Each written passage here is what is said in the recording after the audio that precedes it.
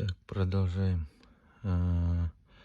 Хотел сказать, у меня причина другая была.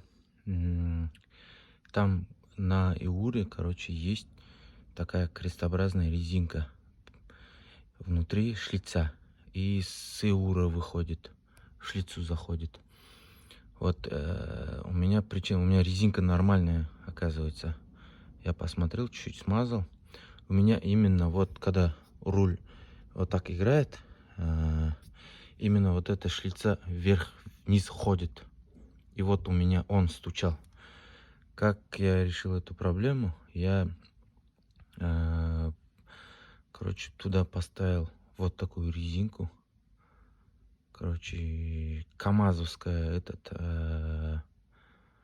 камазовский камеру отрезал чуть-чуть.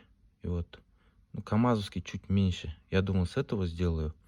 Но это, видите, жесткая резина. А камазовский чуть мягче и чуть-чуть короче. Вот такая примерно. Вот прям туда вот эту резинку воткнул и на место закрутил. Я даже вот хомуты не резал, видите? Заводской хомут на месте стоит, штекер все воткнул.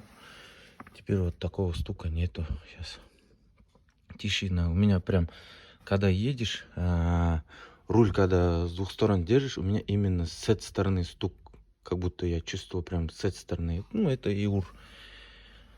Вот. Сейчас Иур на место поставил, закрутил. Сейчас такого стука нету уже.